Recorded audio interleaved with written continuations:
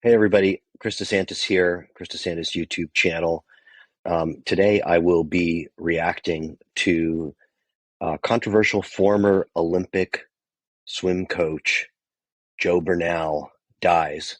And before we get into that, I would like to ask everybody, people have been really nice and responsive and listening to the Swim Brief podcast comes out most of the time on Fridays. Also here on the YouTube channel, we've had a lot of growth in listenership, and I really appreciate that. You can subscribe to that on iTunes. Chris D Coach, Chris D underscore Coach on Instagram if you want more positive psychology based content. So a lot of people were sending me this yesterday, and I typically, sort of set work aside on a Sunday, so I didn't take a look at this very much until this morning. And yes, Joe Bernal, who I'll give some context on and actually read some of the article that SwimSwam put together, has passed away. I actually saw the SwimSwam article first. I am Facebook friends with Joe Bernal's daughter, and that was what was referenced in the article as the source for this news. I went a little bit back and forth about whether I was going to read his daughter Michelle Sweeney's post on her dad. Ultimately, it felt like a little too personal. I don't know what she wants of that post out there or not. I mean, it was actually extremely heartfelt, and I think probably I want to start there. I do want to read this article, but something that I've been trying to highlight in these videos and that maybe wasn't so as present in all the conversations I had about stories surrounding abuse in the sport of swimming is there is a layer of family cost in all of this. And I actually, as I said, I'm Facebook friends with Joe Bernal's daughter. We had a few conversations at some point. I went and checked back. It was back in 2019. And that was a few years after Joe had been banned for life by USA Swimming. And, in those conversations, we didn't focus so much on her dad, although obviously that was an extremely challenging situation. I think anytime you're in one of these situations, you may easily forget that, what it might mean to be a family member of somebody that's been accused of this stuff, somebody that has been sanctioned for this stuff, or somebody who's actually done this stuff. That is a heavy, heavy, heavy, heavy weight to carry. So we had some conversations back and forth about that a few years ago. And incidentally, a lot of our conversations too at that point were about SwimSwam comment sections, which leads me to the second part of this I'm struggling with, is that really the only one of the only, well, whichever news source you want to go to is allowing anonymous commentary on it. And I just want to say once again, I will hammer this position until the end of time. I don't think it's the right thing to do. I think I can see how SwimSwam as a business gains from having a comment section on an article about Joe Bernal dying. I don't see how the rest of us gain anything from having that space. And I'm not going to address any of the comments on here because I don't really want to draw any attention to them. But I am going to get in and read the article a little bit, because there may be people watching this who don't have any sense of who Joe Bernal is. And then I'm going to talk after the article just a little bit about my own sort of personal engagement on this beyond, of course, knowing Joe's daughter. So, controversial former Olympic coach Joe Bernal dies.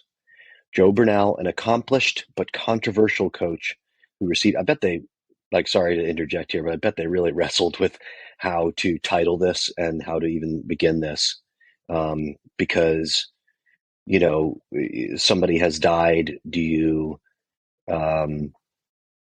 can't not mention the lifetime ban, and here it is in the first sentence, but also, do you just sort of want to erase the rest of history? I'm not going to really get into judging how good the article is. I think it at least has a lot of facts about Joe Bernal in it. So I'll go on. An accomplished but controversial coach who received a lifetime ban from USA Swimming in 2016 died on Saturday night, according to a Facebook post by his daughter, Michelle Sweeney.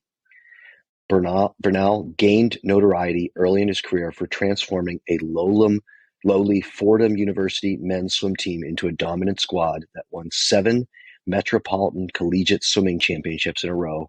He also started Fordham's first women's team.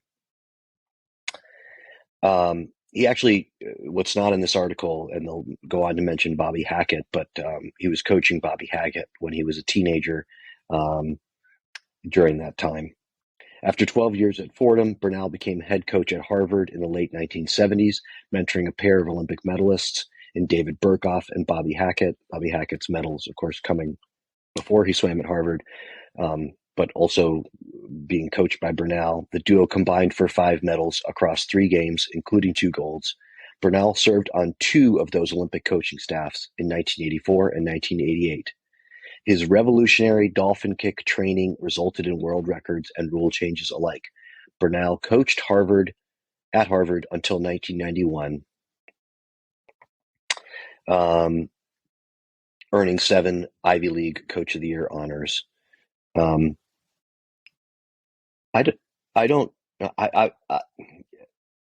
thought I would not get into judging this, but I don't know. I would love a documentary on, the big figures in dolphin kick training, because my perception is more that David Burkoff was an innovator in dolphin kicking, although he did change that while at Harvard. And I feel like Jesse Visayo is the athlete who never gets mentioned, but if you watch some old school Jesse Visayo videos, and the reason you've probably never heard of him, for one, is, if you haven't, is that there was no U.S. Olympic team in 1980. I think that played a big factor in that, and so he just sort of peaked at the wrong time. But he really is the first high-level U.S. swimmer that I can think of that had really long underwater kicking. The article goes on. His energy, love of coaching, and innovative ways to motivate and get us all to perform to our greatest abilities in the pool are what I remember about, quote, coach during our time at Harvard, Hackett said of Bernal. He genuinely cared for his athletes and was most proud of their success outside of the pool after they hung their suits up. Bernal also founded Bernal's Gator Swim Club, which became one of the top clubs in New England. I'm going to paraphrase the rest of the article. He was inducted in 2015 to the ASCA Hall of Fame, and then banned by USA Swimming in 2016.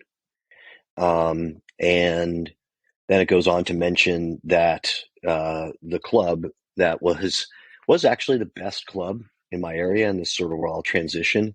It was the best club. I grew up in Massachusetts. Bernal's Gators was sort of the dominant team in the area at that time. I remember I had a friend that came over to my team from there. They were known for a lot of things. I also remember somehow knowing at 14, 15 years old that Joe Bernal was up to no good with swimmers on his team. Did I know for sure? No, but I had a sense that there was something wrong going on, and I had a sense that it was a team that I didn't want to be on, partially for that reason.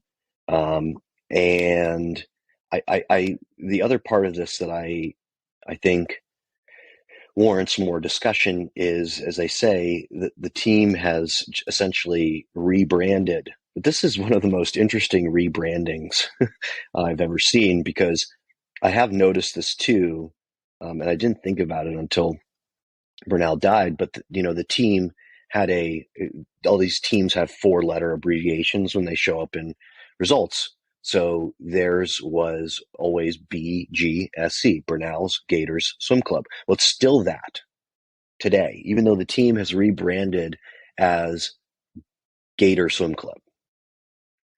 And somebody else points out somebody had already taken GS in New England, Greenwood Swimming, right? So I guess GS was not a possibility, but to me, it's very strange to keep the BGSC branding. But beyond the branding aspect of this, one thing that I find really interesting is teams' abilities to just sort of like erase history and move on. Curl Burke, I will be maybe one of the last people alive that remembers that NCAP was formerly called Curl Burke. And the organization and many of the important players are essentially unchanged from when it was Curl Burke Swim Club. And the same thing happened at Gator Swim Club, right? That they sort of moved forward with with some people that were extremely loyal employees of Joe Bernal to the end. Now, look, like I think when you're an employee, a job is a job. It is certainly not working for Joe Bernal is not something I would do. That's not a moral compromise that I would have ever made in my life, and I certainly didn't. And that's not to say that I didn't have some feelers put out despite everything that I've said over my career. So it's not exactly a remote possibility or an abstract concept. And I don't expect these teams to feature on their About Us. And by the way, we used to be run by a guy who's been banned for life. But at the same time, I think, for the families that are coming into the sport, that are coming in new and maybe don't have a sense of the history, I think there has to be some way for them to be aware of that kind of stuff and to make sure that the people that are running these clubs are accountable moving forward, because abusive coaches do not operate in a vacuum. Now, they often manipulate a situation and are very effective at manipulating power in order to perpetrate their abuse. But almost always there are other people that knew or could have interceded. And it's important that, you feel like if these teams are going to move on, that there was a big lesson learned, right? And that, like, my sentiment is it's fine if NCAP or Gator Swim Club doesn't want to include that, but then these should be nation leading teams in terms of safe sport best practices, right? And that should be the sort of legacy of what happened here, is that, in fact, because this happened, we take it really seriously here, like never again in this context. And I don't, especially in Gator Swim Club, I just don't really see that in the way that, at least that they present themselves publicly up to this point. So that's my reaction. Actually, condolences to Michelle Sweeney, and thanks to everybody for listening. You can also go follow on Chris D_coach on Instagram. Subscribe to the Swim Brief for more podcasts with me, Joel, and Eric, and very sporadically a guest. Like and subscribe to this YouTube channel if you like content like this, or if you like some of the other content and you're just like, oh man, I've been listening here for a while and I haven't done anything. Really helps me to continue to be able to do this stuff. So thank you and bye.